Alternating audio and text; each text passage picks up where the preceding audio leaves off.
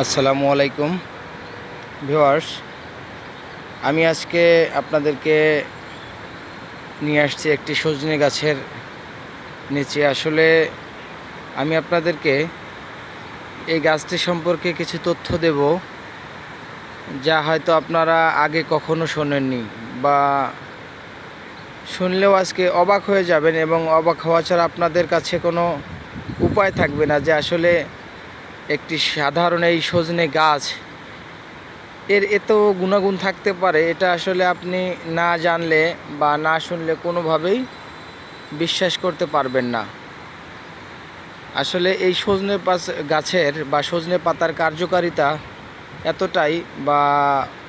এতটাই গুরুত্বপূর্ণ আমাদের জীবনে, যেটা আমরা কখনো কল্পনা করিনি বা কল্পনা কখনো করিও না। এখানে দেখতে পাচ্ছেন অনেক বড় একটি সজনে গাছ, এবং এর পাতাগুলো মাশাআল্লাহ অনেক ভালো, এবং বৃষ্টি থাকার কারণে গাছটাকে অনেক সুন্দর লাগতেছে আরও দেখতে। আমি আসলে আপনাদেরকে দূর থেকে একটু দেখানোর চেষ্টা করতেছি। গাছটি অনেক বড় একটি গাছ। যাই হোক, আমি কাজের কথায় আসি। আসলে আমি যদি আপনাদেরকে প্রশ্ন করি যে আপনারা জানেন কি যে প্রতি গ্রাম সজনে পাতায় কমলার চেয়ে 7 গুণ বেশি ভিটামিন সি, দুধের চেয়ে 4 গুণ বেশি ক্যালসিয়াম ও 2 গুণ বেশি প্রোটিন, গাজরের চেয়ে 4 গুণ বেশি ভিটামিন এবং কলার চেয়ে 3 গুণ বেশি পটাশিয়াম বিদ্যমান। আপনারা কি আমার এই কথার সাথে একমত হতে পারবেন? অবশ্যই হতে হবে, কেননা আমার এই কথার সাথে একমত হওয়া ছাড়া আপনাদের কাছে কোনো উপায় নেই। কেননা আপনারা এটা যদি প্রমাণ করতে চান বা জানতে চান, এই বিষয়টা একটু মাথায় নিয়ে একটু করবেন, জানবেন যে আসলে আমি যে কথাগুলো বললাম এটি ঠিক কি না।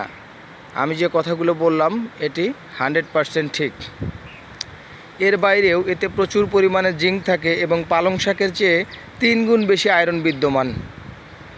দেখেন, একটি সজনে পাতার মধ্যে যদি এত কিছু থাকে ভাই, তাহলে বলেন তো আমরা মানুষ কতটা বোকা, বা আমরা যারা গ্রামগঞ্জে থাকি, গ্রামগঞ্জের মানুষ, তারা আসলে কতটা বোকা। দেখেন, হাতের কাছে এরকম একটা সুপার ফুড রেখে আমরা কত কিছু খাওয়াতে ব্যস্ত, অথচ আমরা যদি কাউকে বলি যে ভাই সজনে পাতা খাওয়া লাগবে বা খাওয়া যাবে, বা এর মধ্যে এই ভিটামিন আছে, আসলে আমাদের গ্রামের মানুষজন বলবে যে বলে কি এ লোক। আসলে এই সজনে পাতা আজ থেকে 2-4 বছর আগে আমি কাউকে দেখিনি খেতে, কিন্তু ইদানিং বিশেষ করে শহরাঞ্চল এবং বিভিন্ন এই মানুষের তথ্য প্রযুক্তি এগিয়ে যাওয়ার কারণে আসলে মানুষ এই বিষয়গুলো খুব সহজে জানতে পারতেছে, এবং সজনে পাতা খাওয়ার যে প্রক্রিয়া সেই ধরন সম্পর্কে দেখতেছে, জানতেছে, এবং মানুষ এই সজনে পাতা খাওয়া শুরু করছে। সজনে পাতা শরীরের কোলেস্টেরল নিয়ন্ত্রণে রাখতে এতটাই গুরুত্বপূর্ণ অবদান রাখে, যা বলার অপেক্ষা রাখে না। মানুষের শরীরে প্রায় 20% প্রোটিন, যার গাঠনিক একক হলো অ্যামাইনো অ্যাসিড। শরীরের বিভিন্ন গুরুত্বপূর্ণ মেটাবলিজম এবং অন্যান্য শরীরবৃত্তীয় কার্যাবলী সম্পূর্ণরূপে সম্পাদনে অ্যামাইনো অ্যাসিড গুরুত্বপূর্ণ ভূমিকা পালন করে থাকে। মানুষের শরীরের যে 9টি অ্যামাইনো অ্যাসিড খাদ্যের মাধ্যমে সরবরাহ করতে হয়, তার সবগুলোই এই সজনে পাতার মধ্যে বিদ্যমান। আপনি চিন্তা করেন, মানুষের শরীরের যে 9টি অ্যামাইনো অ্যাসিড প্রয়োজন সাংগঠনিক কার্যাবলী পরিচালনা করার জন্য, তার 9টি এই সজনে পাতার মধ্যে বিদ্যমান। আপনি চিন্তা করেন, আপনার কল্পনার বাহিরে হয়ে যাবে। আমি যে কথাগুলো বলছি, যে আমি আসলে যে তথ্যগুলো দেব আপনাদের শোনার পর আপনারা নিজেরাই অবাক হয়ে যাবেন যে আসলে একটি সজনে পাতার মধ্যে এত কিছু মানে কেমনে থাকতে পারে। এত ছোট ছোট পাতা, এত ছোট ছোট আসলে বলার অপেক্ষা রাখে না।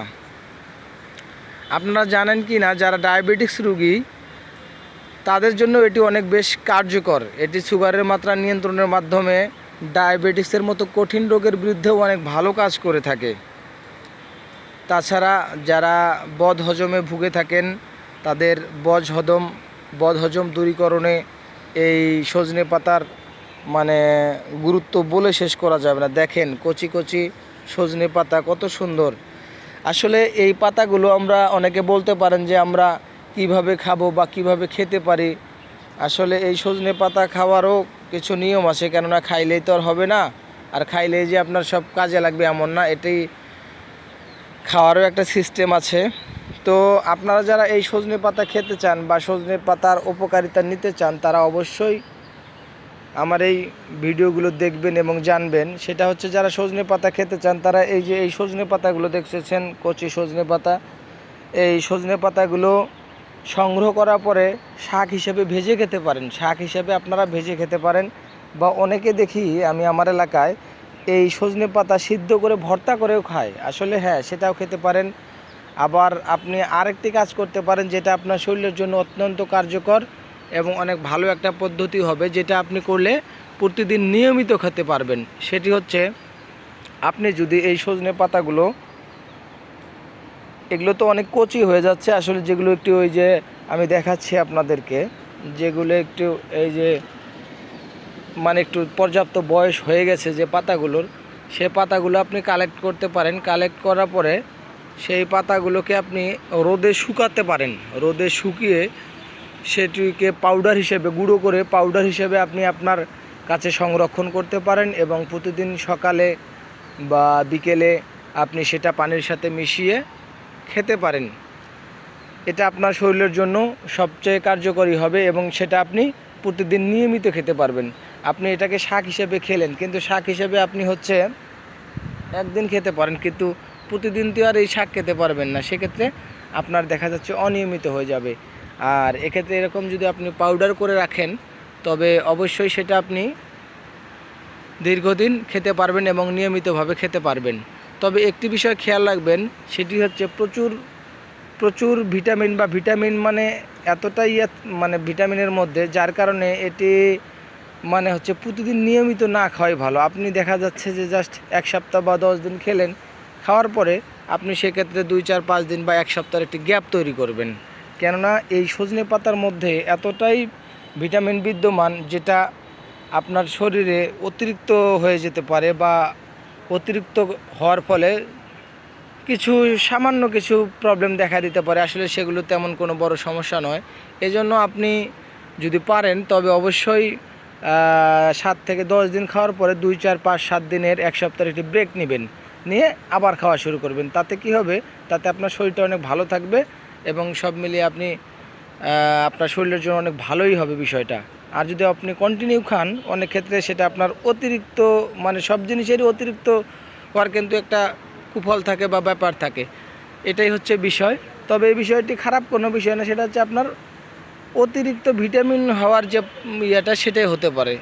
তো বন্ধুরা, আজকে আপনারা যারা জানলেন এই বিষয়গুলো এবং কৃষি বিষয়ক যাবতীয় তথ্য এবং বিভিন্ন সাহায্য সহযোগিতা পেতে এই চ্যানেলটি সাবস্ক্রাইব এবং শেয়ার করবেন অবশ্যই। তো বন্ধুরা, ভালো থাকবেন, দেখা হবে আগামীতে। আল্লাহ হাফেজ।